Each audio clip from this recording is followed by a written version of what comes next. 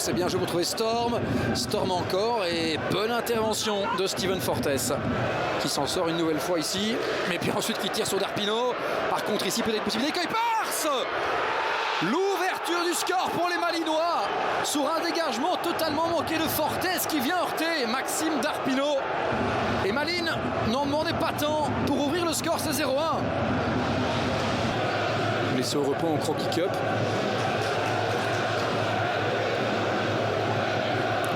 Storm face à Tagneux. Storm, il est passé, attention le centre! Et c'est 0-2 pour le carré Malines.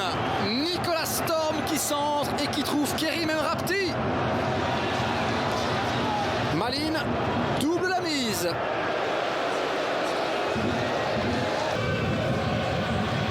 Le joueur français. Et on trouve ici Kuipers. Kuipers pour remettre en retrait. La balle du 0-3. Emrapti, c'est 0-3. Et de nouveau un goal qui vient de ce côté gauche. Le troisième but qui vient de ce flanc gauche. Kuipers qui peut remettre en retrait. Capone. Pour trouver Kvasina justement. Pour peut-être me prouver j'ai tort. Betzner, ça combine ici. La frappe! C'est 1-3 et c'est McTargay évidemment. McTargay, qui d'autre pour inscrire son 9e but de la saison. La coqueluche de tout un stade qui vient redonner espoir à tout le monde ici. 4e but de la soirée. Juste devant le noyau dur. C'est joué rapidement. Rocha pour la deuxième zone. C'est 2-3. C'est 2-3. Et on va donc avoir droit à 10 minutes passionnantes. Bien au chaud devant votre télévision. Car quelque chose me dit qu'on va encore assister à du beau football. Schoofs qui trouve Hermans pour la balle du 4-2. Hermans, c'est le 4. Victoire malinoise, sans doute ici à la Diaz Arena. Après avoir marqué en coupe face à l'Union Saint-Gilloise, Geoffrey Hermans. Ça passe, Golizade. Il a de la chance là, Nicholson.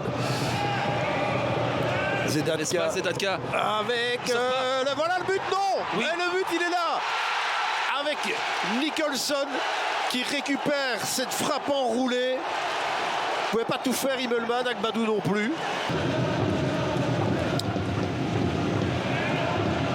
Là, ça passe. Et Golizade, non, du gauche forcément.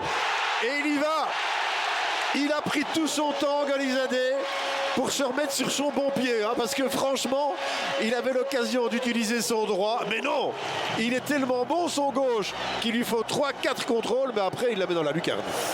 Et qui vraiment est maintenant décisif pratiquement à chaque match, Marc. Pratiquement, c'est vrai. Morioka, oh la petite touche qu'elle est belle. C'est Van Klemput qui a été nous chercher ça. Il n'y a pas de hors-jeu, en tout cas il n'est pas signalé. Et là, en quelques minutes, mais en moins de 10 minutes, ils nous en mettent 3. Mais alors cette louche, si c'est pas l'assist du week-end, il sera sur le podium. Foul Zoser, tout un symbole. Mais regardez à la base, ça part de rien du tout. Il vient faire le press. Et là, Ditch gère très mal cela, fait une énorme erreur. Et Caicedo tentait de jouer rapidement vers Noubissi face à Del Fabro. Marius Noubissi, il doit tenter sa chance ou tenter de trouver Zoser, mais il tient trop ce ballon. Mais il termine quand même au fond. Marius Noubissi pour le 2-0, c'est le but du chaos. Elle a été personnelle, mais à juste titre. Et heureusement, parce que je pense que les reproches n'auraient pas tardé derrière. Pourquoi pas Youssef Maziz qui fait un petit festival là, mais qui finalement parvient pas à trouver un équipier ou à armer. Et là du coup on lance déjà Noubissi dans l'autre sens. Là il va y avoir de l'espace forcément pour le Berscott avec une de Serein qui est très haute. Noubissi, le 3-0 et le doublé de Noubissi. 3-0 pour le Berscott. Et il vient enfoncer le clou à 10 minutes du terme. Entre ce milieu liégeois et ce secteur offensif. Ouais, style Amala. Oui, par exemple. Qui manque au niveau offensif. Au niveau de la créativité surtout. Ouais, Slimani peut se retourner là. Il aurait pu aller vers le but. Il joue Fixel. Gay, c'est pas mal. Il y a Bodar et il y a but. Il y a Bodar et il y a but de Moreno. Première action de cette deuxième mi-temps pour Courtrai. Et Moreno qui ouvre son compteur là pour le KVK. Siké Donum. Allez, là il passe. Il va y avoir quelque chose. Un autre crochet. Donum encore. L'extérieur du pied. Quelle action superbe de Donum. Le ballon qui arrivait sur la tête de Mouleka. Peut-être pas fini avec Klaus. Nkunku. Le standard qui doit pousser. Car c'est là la petite déviation. Bocadi. Oh, merveille. Popé Bocadi pour égaliser. Elle est belle cette histoire-là. Changement gagnant. Exactement. Car c'est là l'assist. Bocadi pour le but. Cet article où on apprend plein de choses sur la vie de Clayton Mata. 1526 minutes jouées. 1526 minutes, c'est énorme et il y a déjà un but. Il y a déjà un but. Énorme, incroyable. Il est déjà là, Bas-Dost, même pas une minute. Ah, comme quoi il est peut-être déjà de retour. Bas-Dost, près de 3 mois plus tard, après sa dernière titularisation, il est déjà là pour inscrire un but et les Trudonnaires sont déjà pris à froid. Regardez. Par le club de Bruges, alors pourquoi pas tenter une mini-réaction sur phase arrêtée avec Bruls encore une fois vers le point de pénalty. Dost qui fait le boulot, la frappe maintenant et l'égalisation. Eh bien dites-moi, le football est parfois surprenant parce que cette équipe de Saint-Tron n'a pas eu voix au chapitre dans ce match, ou presque, et pourtant c'est 1-1. Robert Bauer pour l'égalisation, cela devrait être 0-2, 0-3, voire peut-être plus, c'est 1-1. C'est peut-être aussi rarement 8. Bon petit ballon ça vers Vormer avec De Ketelaar. Oh ce ballon qui ne rentre pas cette fois-ci bien, Bas-Dost. Ce terrain lui réussit à merveille comme l'année dernière. Il en met un deuxième, 1-2. Au moment où on pensait les Brugeois en difficulté. Même plus bas que Arteaga. Ça c'est bien joué de la part de Heinen pour Munoz. Munoz qui file seul vers le but. Munoz, il temporise, il trouve Ito, la frappe. Et l'ouverture du score pour le KRC Genk. C'est 0-1 ici au stade Arc-en-Ciel. Yunya Ito à l'Elindus Arena ouvre le score grâce à une superbe passe de Brian Heinen. Sissako de l'extérieur du pied pour trouver Kuteza, ça va revenir, attention ici, Ito qui trouve Torstvedt. Quel superbe but du KRC Genk, mais quel bijou de Christian Torstvedt, ce contrôle pour se remettre la balle dans la course, contrôle orienté, quel but splendide. Gerardo Arteaga qui trouve ici dans l'axe Torstvedt, Ito, Munoz dédouble, les deux se rentrent dedans là. Ito le centre pour Onuachu. Paul Onuachu, c'est 0-3 et on joue depuis un peu moins de 2 minutes dans cette deuxième période et Genk enfonce le clou. 0-3, une équipe qui n'avait plus marqué lors des 2 derniers matchs et bien qui aujourd'hui retrouve son efficacité. Ito le meilleur sur De Bock, c'est joliment joué de la part de Ito. En retrait, il y a Munoz, finalement ça arrive chez Pencil. Ici le 4e. Brian Heinen, c'est 0-4. 0-4 pour Genk, qui retrouve la confiance, qui retrouve la forme. Et ce n'est pas Winkelsport en face aujourd'hui. Corner ici pour Rozowski. En première zone, la tête, le poteau. Et c'est 0-5. 0-5 et c'est Lukumi qui marque. Cauchemar ici pour les supporters de Zulte Waregem. Il aura livré un match très complet.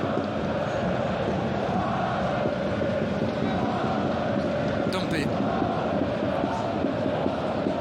Le centre de Dompe. La balle ici, le goal. Yellowson, 1-5, superbe reprise de Yellowson qui marque face à son ancien club. Très joli but. Et un nouvel assist pour Jean-Luc Dompé. Je vous rappelle que ce match entre Zulte et Genk n'est que le match d'ouverture de ce dimanche au niveau de la Pro League.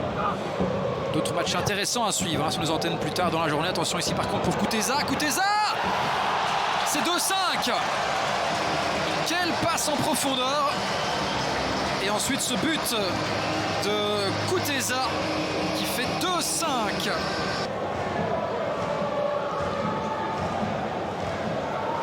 Saint-Pal qui arrive vers le point de pénalty. Attention Heinen, ça traîne encore dans ce rectangle. Peut-être pour Rugbo. Heinen à nouveau. Brian Heinen, c'est 2-6. Le doublé du capitaine. 8e but de cette rencontre.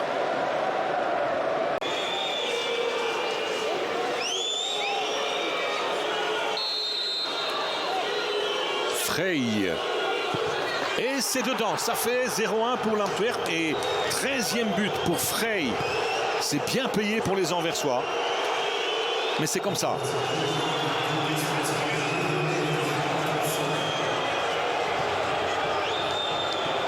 Altamari, il ne faut pas trop le laisser jouer lui Altamari, on l'a vu sur le tir, mais Gomez pour l'instant ne l'a pas encore tout à fait compris.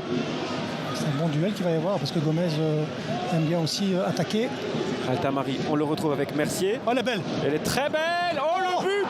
Oh le but! Magnifique! On le disait avant le match, Sori Kaba est le nouveau Thomas Henry peut-être de cette équipe de Louvain. Il y a de l'expérience dans cette défense aussi. Ouais, Vincent Compagnie qui demande à son équipe de ressortir. De Nord, pas mal encore cette passe dans les intervalles, on trouve facilement Martens, fenêtre ouverte, et but 0-2 pour OHL. Ah oui, fenêtre ouverte, même grande ouverte pour ce tir de Mathieu Martens. Olson il aime bien ce contrôle contre-pied. Ouais, bien fait. Aitelach.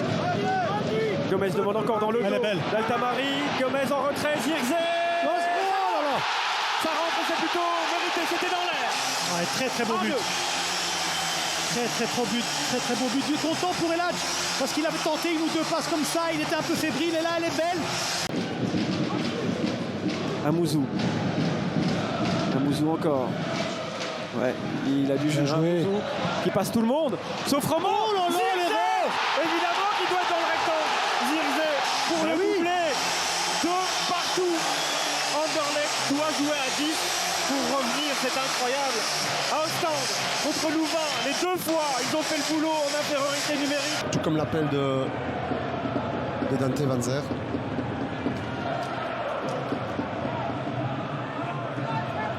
Ça passe. Si ça passe. Du coup avec Oundaf, elle est belle. Super. Oh le but. Hors-jeu. Ah bon? Ah là ça a été tellement vite. On va évidemment le checker. Le capitaine Thomas fasse le 0-2. Felice Mazou est à genoux.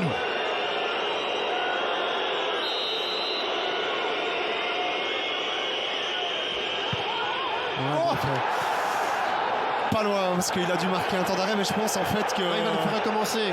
Je sais pas. Non, il le donne. Est-ce qu'il n'y a pas eu des unionistes qui sont montés?